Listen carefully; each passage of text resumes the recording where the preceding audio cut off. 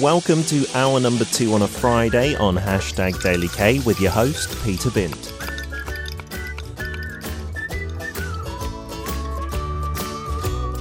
How much do you know about K food? How much hanshik have you eaten? We invite you into the world of Korean food, of course, including the culture and history of it. We'll introduce trendy foods and famous restaurants on Dish of the Day with Chef Ryan.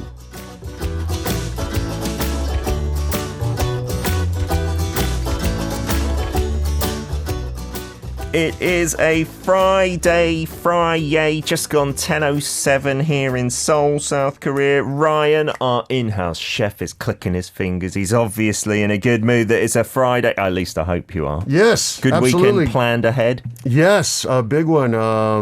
Got good dinner plans this evening. Ooh. And then what's on the menu? Is there something decided? I've got a friend here, a Korean chef friend who... he actually was a student where I was a professor for years here in Korea. Nice. Yeah, a long time ago. Then he went over to Sydney and went to Le Cordon Bleu. Then he went to the French Alps and worked for a Michelin-starred restaurant. Wow. And now he's got a restaurant not too far, like kind of on the edge of Apgujeong and Gangnam. Ooh. And he's killing it. It's amazing food. It's a little pricey, but you know. What kind? Like Korean fancy? There's a lot of Italian there, but he's got this beef Wellington with Hanu. Oh, a beef Wellington. Oh my God. Do you know, I don't think I've ever had a beef Wellington. You've never had beef Wellington? Yes. I gotta make you one, man. Is it good? Yeah, one time for a edible insect expo, I made one with crickets. Oh my goodness. Oh God. Was it all right? Was it not too bad? Well, it tasted like crickets. That is intriguing. Do you know, I was saying earlier, and we won't get to it yet, but I was saying we're going to do something very yellow today, and then I totally forgot. I saw you earlier. You're wearing the yellow shirt of Brazil. My oldest T-shirt. My dear sweet host sister, Cristiane, years and years ago, gifted me this official Brazilian soccer jersey from, we won't say how long ago. Maybe some of the listeners can guess, but it was a World Cup champion year. Do you know, I want to guess that that's maybe 94. Oh, you're not supposed to tell people how old I am. Oh, dear. Because I remember that was the first World Cup I properly watched the whole thing to. Yeah. Same here. Yeah. And that was in USA, wasn't it? It was. USA 94. Was that a big deal in the US then? Yes, Yeah. huge. Yeah, Oh, wow. There were games in Dallas. Yeah. Oh, did you get to go and see any in person? No, I was in Brazil. Oh, wow. At that time. Yeah, and I was with families there. It was all through the YMCA. And I was with families there, and their kids were in America staying at my house. Oh, interesting. And other houses. Yeah. And they were at the game in Dallas, and we're watching on TV, and then we see them. No way. And I'm in their house with their parents, and we see them cheering on Brazil What at the are game. the odds? They came up on the TV screen. It's pretty cool, man. It's pretty cool. That is freaky. We're not going to be eating Brazil or talking about Brazil, right? The yellow ingredient today, I think it's associated with that part of the world a bit, isn't it? Oh, is it? True. I guess guessing so. There's a lot grown there. Okay. Yeah. But I don't know. When I think of corn, we're talking about corn today. Yes. When I think of corn, I think of Nebraska in the U.S. Is that famous for cornfields and corn. stuff? Texas, of course, we've got tons of cornfields. A lot of it is cattle feed. It's maize. Okay. That's the thing. You know, there's like over 10,000 varieties of corn. 10,000. Yeah, Okay. We're not going to get to all of them today. It just, well, let's start with number one. It's fuel. You know, it's animal feed. It's food for us in so many different ways. It's tea, it's drinks, it goes on, and it all just started in Central America as some little grassy plant that was manipulated by us for a very long time until it became this tall food source. What we see today. Fantastic. I was going to read, and I still will actually, some of the guesses from our listeners when I said yellow. Silver Granny was saying egg or maybe pickled radish. That is very yellow here. You know? Tropic Girl was saying maybe peppers or squash. I'm quite surprised I didn't see any guesses for corn. Okay, on to corn. On to the deal today. Here in Korea, lots of different ways you can have it. The drinking of it, I didn't think of that, but that's a big one as well. Absolutely, yeah. There's tea made both from the roasted, like dried and roasted kernels, and then also from the beard or the silk. if you will. Is that? I was wondering, how do we translate that? Because on the Korean bottles it says 옥수수 수염차, which means literally corn beard tea, right? Yeah. And I was thinking, what do we call that in English? Do we call it a corn beard? Because I've never heard of that. I saw it online in some research. I've never called it that. I always thought of it as corn silk. And I was going to save this. Okay. I was going to save this for later, but we can go ahead and just do a little show and tell here. Oh, wow. This is corn from your farm? Or? Yeah. Just harvested yesterday. Tis the season, hence the topic for today. Oh, is it now that you're meant to go and get it? Absolutely. Well, for this variety. This is peaches and cream sweet corn. Non-GMO organic. Peaches and cream? Yes. See, there's little white ones and mostly yellow, right? Okay, if we turn that to the camera over there. Yeah. Oh, wow. I don't think I've seen corn with this white of a actual, what do you call those bits? Yes, you have. Kernels. Kernel. Yeah, there's tons of varieties. This is not the most common variety for Korea. This is sweet corn. Yeah. But has started turning up more and more, especially in the last, I'd say, 6 years. Now all the supermarkets carry sweet corn for a brief time in the summer months. That's the problem. It's only brief, and I love it, and then it disappears. Yeah. You don't want the canned stuff. I mean, that's all. I mean, my kids don't mind that, and if you put it with some cheese on top and then put it in the microwave, it's quite good. But it's not the same as having it off the cob. Well, isn't this cool? So check this out. Each one of these little silks, all right, connect to a kernel. Oh, really? A different kernel? A different kernel. And that's how the pollen gets there. So if you look on this one, there's some blank spots here. That silk did not get pollinated. Oh, wow. And the reason this corn has not historically been grown that much in Korea is because it matures right during rainy season. And so the flowers that are at the tops of the plants, they get rained on, and so much of that pollen misses the silk. So on really, really rainy seasons here, I have gotten lots of corn with no kernels because each silk has to get touched by the pollen to form a kernel. You've got to rely on nature to be doing that, pretty much. Well, I have taken the flowers and shaken them around if I know it's going to rain tomorrow. You know, just to that try. helps, I think. But yeah, this is peaches and cream sweet corn. You don't even have to cook it when it's this fresh. Really? You can just eat it. And maybe I'll get you to try some a little bit later. Wow. But I also have some other corn varieties to bring. But let's get back to Korean corn. Okie dokie, because like you said, in the last few years, you'll see that for a brief period, like, I don't know, maybe 2 or 3 months. And it's around this time, you're right, because I've bought it recently. The kids love it. We love it. Oh, it's so good. But before that, a lot of the corn that I'd see not in cans was a much kind of paler yellow, and the texture is so different. I've never had that kind of corn in the UK, to be honest. No, not my favorite. Not my favorite. No. Well, you're talking about canned corn in general? No, not the canned one. You know, the ones that you get in Korea on the cob, but they're really like the pale yellow, that really odd texture compared to that sweet corn. Okay. Yeah. Yes, this is chal oksusu, right? Oh, yeah, I don't like that. Okay. Yeah, most foreigners, when they come to Korea and try chal oksusu the first time, they're like, that's not very good. But man, I gotta say that I've come around on this. It's not sweet, right? It has a little bit of a sweet note. It's glutinous corn. Okay. Now, go back in time. Yeah. People needed to eat. Sure. Right? Sweet corn is not a good staple crop. It's an energy. It's like boost of energy, lots of sugar, right? Yeah. Sometimes in Korea it's called satang oksusu, or sugar corn, right? Okay. But chal oksusu, or it's also called gangnengi. Have you heard it called that too? Yeah, I think don't they get the popped corn from that you have at bars and stuff? Often the popcorn is called gangnengi, but it's not from that. Well, the word or the term gangnengi is also used just to name corn. Going corn back in time, I think more. Okay. So Korean corn is chewy. It has to be steamed or boiled. You don't really eat it just fresh off the cob like you can this other one here that I have in the bag. Yeah. But you go out hiking, you're near a park, you're outside in the summertime, you might find a truck doing this. Yes. And Koreans love it. And I've come around. It is kind of nice. That the sweet corn, you'd like chew on the cob. Yes. But the Korean stuff, normally, you just kind of pick one off and munch on it, and pick one off and munch on it. And it's pretty good. You still don't like it? I'll eat it. Yeah. It's just when you compare it to a sweet corn, that you're used to.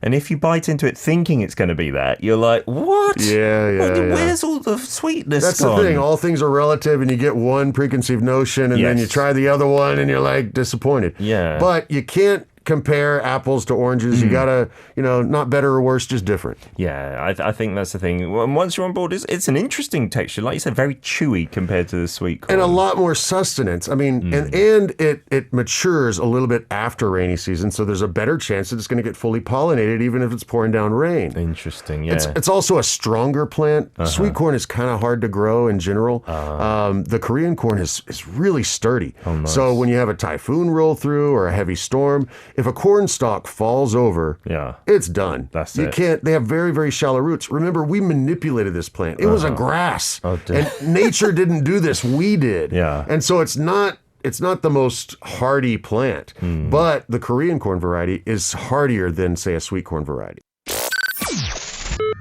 Welcome to Arirang Radio. If you are in Jeju, 88.7 in Jeju City. 88.1 in Seogwipo City. 101.9 in the Daejeong area. Arirang Radio. We're back for part 2, Dish of the Day, with Chef Ryan in with us, talking all about corn, or 옥수수, I suppose is just corn. And then we've mentioned 찰옥수수, which is the common variety here, known as, did you say glutinous corn? Yes, glutinous corn. Because we have chal. I'm trying to think. Do we use the word chal in other things? Because I can think of, what's it called? 찹쌀떡 is the kind of chewy rice cake. Does that word have the same origin? I'm just going a bit. Chal is from like bead or jade. And then 옥수수, or wait, is that right? Yeah, and then 옥수수 is the word for corn. Is the word for grain or sorghum. Oh, really? A more general term. Oh, Yeah. I see. Yep. We've got lots of messages coming in, and Sarah Louise Walsh saying, is it the same as British sweet corn? Well, the one Ryan brought in, I'm assuming you probably find in Britain. Yep. I've never, like I said, seen the Korean version, that glutinous corn, in the UK. It's feed corn back in the States. Oh, really? Yeah, because it's a better food source, right? Yeah. I mean, if you want to pack weight on a cow, or a pig, you need to give it a feed source. And that's what it was. I mean, folks needed food back in the day. You need calories, they right? needed something that could survive the rainy season and possibly a typhoon. So you pick the crops. It's like we were talking about with potatoes before too, you pick the crops that work where you are. Sure. So it's got a fairly long history in Korea? Absolutely, yeah. I don't have an exact date for you. Sorry, but yeah, it's been around here for a long time, and the variety here is a great food source. And I think we got a picture of all the different kinds. You see, these are all glutinous, which is actually, we talk about glutinous rice, and it actually doesn't have gluten. Okay. I believe the corn is the same way. Oh, really? It's actually gluten-free, but it's called glutinous rice because it's so chewy. I see. And if you look from the left, the second to the left, that looks like sweet corn. I've not seen that kind of glutinous corn, to be honest. Most of them are the paler yellow one, maybe on the very left, or like 3 or 4 in. And even the colour is quite underwhelming. When I first saw it, I thought it was like an unripe sweet corn or something like that. And I was they forgot to cook it. Yeah, but it's not, right? No, these are big too. The picture doesn't give you that relativity to see how large they are, but they're giant ears of corn. I would say like, what is that in centimeters? Help me out, Peter. Like about almost 30 centimeters, maybe more. Like that. Yeah. And if you're not looking at the pictures, you won't be privy to this, but they're like purples and almost black ones as well. It looks genetic diversity, baby. It's a good thing. Yeah, and they all pretty much taste the same, and again, the corn is dried and roasted for tea. The silk is also used to make tea. Or the beard. And then these are usually steamed or boiled in Korea to be enjoyed as a snack, maybe while hiking or just summertime outside. You see it from the early spring all the way until the early fall. I'm sorry, late spring until the early fall.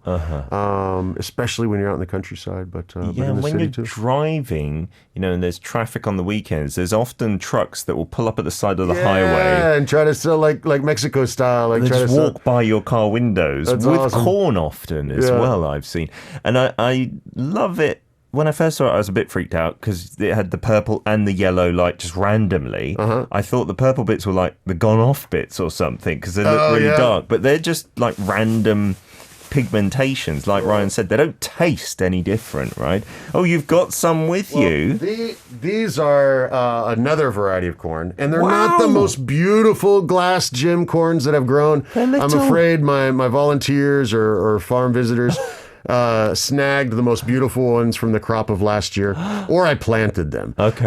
But if you look closely on some of these, I mean, the glass gem corn is one of the oldest corn varieties. It's a Native American corn variety. And just imagine the genetic diversity you have to have all these different colors. Is that the full size that it gets to? I've grown some that were a little bit bigger than this one, but yeah, it's a little bit smaller and narrow. I've never seen those. And this is what's called a flint corn. Okay, flint corn is what you use to make popcorn. I've taken these and just thrown them in the microwave, and they pop up and everywhere. And then you just gotta like scoop them out of the microwave and season them. Wow! Yeah, they don't pop up quite as well as your traditional popcorn, but that's because they're so diverse. You know, this one looks different from this one, and so on. Wow. But they're a beautiful corn, and it's not only used for popcorn; it's also used for cornmeal. Okay. So your tortillas, you know, Mexican corn tortillas, so good, right? You're using those corn kernels. Oh, baby, I'll take them. You know, in Korea, there's still local millers, so you can take grain to them and have it ground up for you. And so I'll be asking my volunteers and kids that visit the farm here soon to get all these kernels off the cobs. We don't have the little crank machine. I need to find one of those. Is there a machine that does it automatically? Yeah, there's this thing that you feed it in and crank it, and it just kind of grinds them off of there. Nice. I need to find one of those. Somebody mail me one, please. These are not native to Korea, right? No, they aren't. This is a Native American corn, but you know, it might be closer genetically to the Korean variety of corn than sweet corn would be. With the colors and everything. Can you eat it like just steamed as well? Yeah, but it's not that great. I ate one yesterday. I was trying to see if the new ones, because I've got a field of this right now. It's like 10 feet tall and gorgeous, and about 800 plants. And I was trying to see if they already had color on them. But when they start, they're all white. And so I shucked a couple just to check. Yeah. Both of them totally white. One was starting to get some color on it. And I ate it raw, and it was pretty good. It was kind of sweet. Wow. But very soon, it will not be. Okay. So, and I want it to have the beautiful colors because I'm going to make purple tortillas. Oh, wow. That sounds nice, doesn't it? We got a photo. We'll still try and get to some of your messages in a second. Sorry. Yeah. But I wanted to show this because this is the way that you'll see it being sold on the streets, right? That's it. In this big kind of, steamer, is it? Yep. That's a steamer, and that's the pale color you were talking about, Peter. That's the common one, I'd say, right? Yeah, I've seen really, really yellow ones. When I go for them more is when I'm in the countryside and I see the ones that have those purple and white and yellow and some different, because then I know it was grown probably on a small farm. Okay. Rather than... So to get these kind of completely uniformal ones, you need to be doing something different, or it's just the variety that you've planted? Very interesting question, sir. Okay. So imagine, pick a vegetable. Carrot. No. Is that Pick a vegetable that has seeds inside of it. What's the vegetable? Like pumpkin. A pumpkin. Okay. So if you had two different varieties of pumpkin. Yeah. Okay. And the pollen from this variety of plant pollinated. This other one. Okay. You're still going to get this variety of pumpkin. Yeah. But the seeds inside of that pumpkin, when you plant those, then you'll have a cross of the two. The next time. Okay. Right? But with corn, the part you're eating is the seed. Oh. So these are already crosses. Okay. All right. So when you have a field of corn planted, and say I planted this whole ear, there's a bunch of different colors here. Sure. So there's a mix of all this different pollen, right? Oh. Here, I got another one. We're having a little science lesson here. I love it. I love farming. So this will help illustrate it. So I plant sweet corn on the farm every year, and also plant glass gem corn. And sometimes the pollen from the far end of the farm makes it all the way over to the other end. Yeah, you can't control that, right? So this has both sweet corn and glass gem corn. You can get on the same cob sweet and glass gem. Because of the pollen that touches each silk makes a different kernel. So These guys are sweet corn. They're shriveled ones. Yes, they kind of look like marble. There's less starch there. It's more sugar and water, right? And then the harder ones that are more vibrant in color now are the glass gem. Yeah, the flint. That's amazing. Isn't that cool? So you could kind of, if you really took the time, like pollinate half of it to be like sweet corn and the other half to be... You could, but I don't know what you would do with that. Yeah. Koreans like pamban, like half fried chicken. Hey, maybe I'm onto something. Yes. Yeah. I think it would be too time consuming to be profitable, but still. That's a good point. And just steam it and then grill it. And and be like, this is the best of both worlds. That's unbelievable. So I guess, maybe the bigger farms, they're controlling more just having the same variety. You kind of have to. Yeah. If you mix them up, you end up with this. And like I said, if I'm going to take this to the miller or something, I have to separate each kernel out, or I'd end up with my next field would be mixed crops. So that would be trouble. That is such an interesting lesson that we're getting. This is not a common thing that you're going to find on other radio stations here, buddies. You're in for a treat today. We've already given you lots of corn information. Are you ready? Every day's K-pop. Listen up. Anytime and everywhere. Arirang Radio. We're talking about corn, and more corn for Dish of the Day with Chef Ryan, known as oksusu in Korean. But as Ryan said, I'd never known that. It's kind of a broader term for other things as well. Yeah. But here in Korea, I guess for the common folk who doesn't work in farming, if you say oksusu, you're thinking of corn, right? Yeah, maybe I should correct myself, actually, though. I think ok means bead, and then susu is sorghum or grain. Yeah. The chal is not, sorry, my ok bad. for sure, means that. Correction. I'm guessing the chal must have something to do with the glutinous aspect of it, right? Because chapsaltak, I'm sure, is the glutinous rice cake and things like that. I think you're onto something there. Okay, we've got so many messages. Yeah. Your niece and your sister are listening. Did they? Yeah, my sister they just got in sent touch me as well. A corny fact. Okay. So the U.S. is by far the world's the largest producer of corn with, check this out, guys, 346 million metric tons as of 2019. Yeah. Goodness gracious. And you'll see in like American movies from time to time, maybe it's a horror film or like the kids going on an adventure film, they'll get into a field of corn and get lost in there. Yeah. And are those common to see in certain parts? Like you said, maybe Nebraska and things like this, like cornfields as far as the eye can see? When I was like 10, 11 years old, living near Houston, we played in cornfields. Wow. It was so much fun. Like hide and seek and stuff. If you run through them, in the summertime with a short sleeve shirt or something, they will cut you up. Oh, the really? leaves are pretty hard. Oh, no. But we would play in there and throw dirt at each other. And I'd imagine you could get rather lost if it was a big cornfield, like, and you just ran straight for the middle. Maybe. We never did. Okay. But that was maize. It's a little shorter. It was feed corn. So you could see over the top. Probably jump and kind of see. And I don't know. We had pretty good sense of direction back then, I think. Oh, that sounds like good fun. Tropic Girl saying from the Caribbean, I love corn. We can do a good roast with it. And we eat our corn savory, boiled with seasonings. We make corn soup or dry roasted. And Korean corn sounds a little bit like Caribbean corn as well. Oh, yeah, roasted. Oh, that was one of my first loves for corn, was at a state fair. And they had this big roasting machine. And they send this cob through there. And when it comes out the other end, it's all just done. Put butter all over it. Wow. And then there was all these different spices like Parmesan cheese, cayenne pepper, oregano, blah, blah, blah, on and on and on. Salt and pepper. What to put and on. You just shake on whatever you want and then walk around the fair with this giant ear of corn.